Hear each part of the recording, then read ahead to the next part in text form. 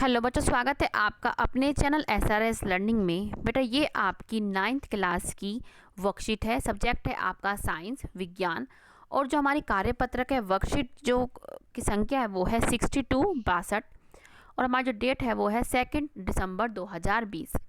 इसमें हमारा चैप्टर चल रहा है वो है परमाणु की संरचना।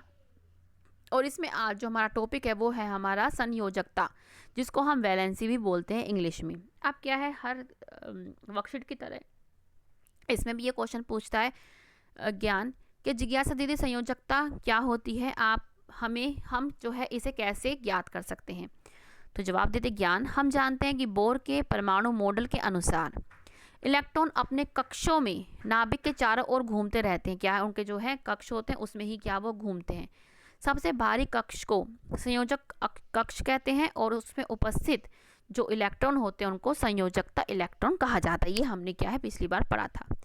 अब क्या है, किसी भी तत्व के परमाणु में उपस्थित इलेक्ट्रॉनों का उसके विभिन्न कक्षों में वितरण इलेक्ट्रॉन विन्यास वितरण कहलाता है। ठीक है, किस तरीके से, मतलब वो क्या है अपने कक्षों में रहते हैं, उसको क्या बोलते हैं, इलेक्ट्रॉनिक कॉन्फ़िगरेशन या इलेक्ट्रॉनिक विन्यास बोलते हैं।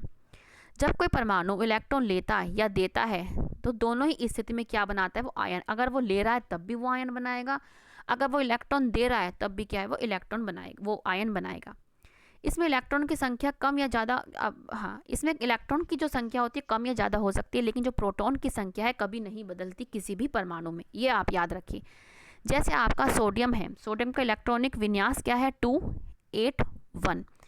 इसने क्या है अपना ऑक्टेट पूरा करने के लिए इसने एक क्या है इसको लूज कर दिया, मतलब इसने दे दिया तो, और इसने क्या बना दिया अपना सोडियम आयन बना दिया। प्लस का निशान एक क्यों लगाए, क्योंकि इसने एक दिया है। ठीक है, इसने एक अपना इलेक्ट्रॉन दे दिया इसलिए इस पर क्या है एक प्लस का निशान आ गया है।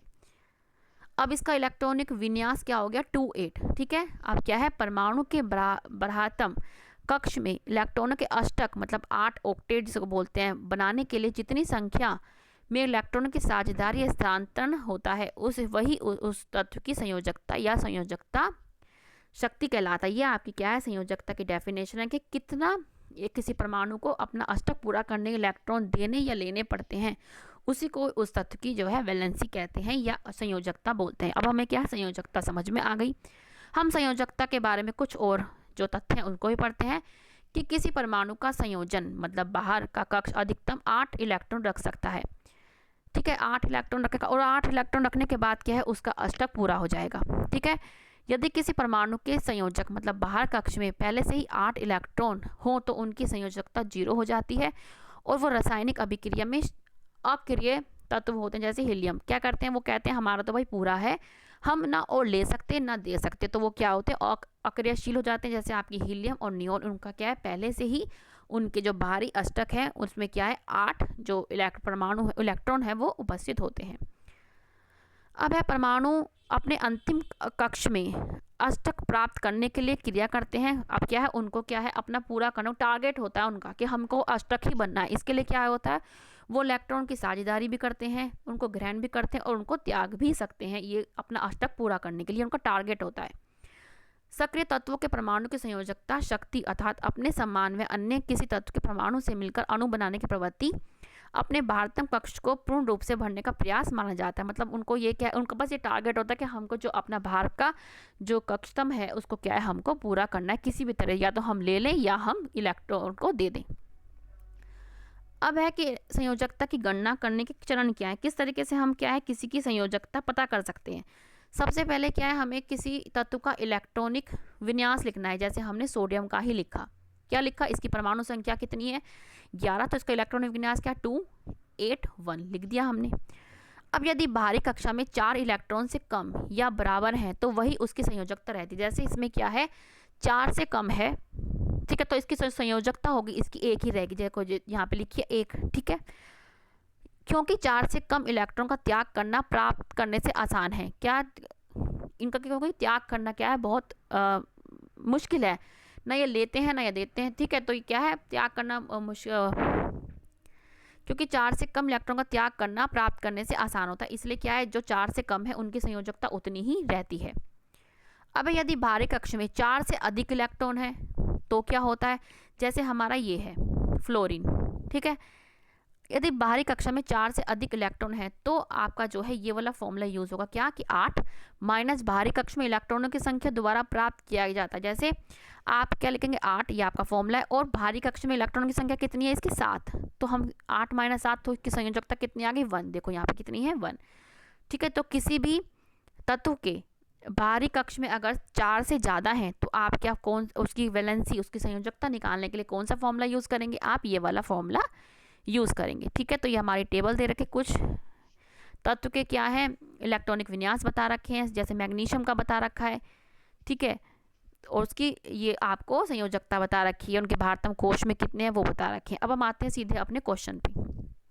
संयोजकता क्या होती है, फर्स्ट क्वेश्चन हमारा ये है। हमने अभी अच्छी तरह समझा है कि परमाणु के बाहरतम कक्ष में इलेक्ट्रॉनों के अष्टक बनाने के लिए जितनी संख्या में इलेक्ट्रॉनों की साझेदारी या स्थानांतरण होता है वही उस तत्व की संयोजकता शक्ति या संयोजकता कहलाती है। ये हमारा हो गया पहला क्वेश्चन। अब है कि के, एल, एम, एन और एन कक्ष में इलेक्ट्रॉन की अधिकतम मतलब मैक्सिमम संख्या कितनी होती। इसके लिए आपने शुरू में ही लास्ट क्लास में इसका फॉर्मूला पढ़ा था 2n²। ठीक है, इसमें क्या है आपका एल, एम, एन, के, एल, एक मिनट पहले फॉर्मूला लिख लें, फिर क्या है के, एल, एम और एन। आपको पता है के में एन की संख्या 1, एन की संख्या इसमें 2, इसमें 3 और इसमें 4। अब क्या है, बस हम फॉर्मूले में लगाते चले जाएंगे इसका और हम करते चले जाएंगे। ठीक है, तो क्या है 2, इसमें 2, इसमें क्या 2, एन की संख्या कितनी है इसमें 2, इसकी पावर 2, कितना आ जाएगा 2 मल्टीप्लाई 4, आंसर कितना आ जाएगा 8। ठीक है, ऐसे ही इसमें क्या करेंगे 2, एन की जगह कितना लग देंगे 3, इसका स्क्वायर 2 और 3 को 2 से करेंगे, 3 को स्क्वायर से कितना आता है 9, तो इसका कितना आ जाएगा 18, 18। ऐसे ही इसमें भी करेंगे 2 की 2 पावर ये क्या आ जाएगा 2 मल्टीप्लाई 16, क्योंकि 4 मल्टीप्लाई 4 16 और आपका आंसर क्या हो जाएगा 32। तो ये क्या है मैक्सिमम है आपके के, एल, एम, एन में। आपको ऐसे ही करना है, ये आपका फॉर्मूला है। बस आपको याद रखना है के में एन की वैल्यू 1 होती है, एल में 2, एम में 3 और एन में 4। बस आपको क्या है इस फॉर्मूले में पुट करते जाना है और आपका आंसर निकल जाएगा। ठीक है बच्चों, यहाँ से आप देखते रहें, अच्छा लग रहा हो तो लाइक जरूर कीजिएगा। अब क्या है कार्बन और सोडियम परमाणु में इलेक्ट्रॉनों का वितरण और उनकी संयोजकता बताइए। आप क्या है यहाँ से सोडियम का ये रहा आपका और कार्बन का ये रहा, यहाँ से आप देख के लिख लें। इलेक्ट्रॉन कॉन्फ़िगरेशन क्या है आपका 2, 8, 1 और वैलेंसी कितनी है 1। क्यों 1 है, क्योंकि इसके जो भारतम कक्ष में कितना है 4 से कम है तो वही रहती है 1। और कार्बन का कितना है 4 हो या 4 से ज़्यादा हो, 4 से कम हो तो वही उसकी वैलेंसी रहती है जो उसके भारतम कक्ष में इलेक्ट्रॉन होते। तो ये आप यहाँ से दोनों लिख लें। अब है नेक्स्ट क्वेश्चन कि लिथियम, बोरॉन और सल्फर तत्वों की परमाणु संख्या क्रमशः 3, 5 और 16 है, तो इनकी संयोजकता क्या होगी। ठीक है, सबसे पहले हमें क्या है लिथियम,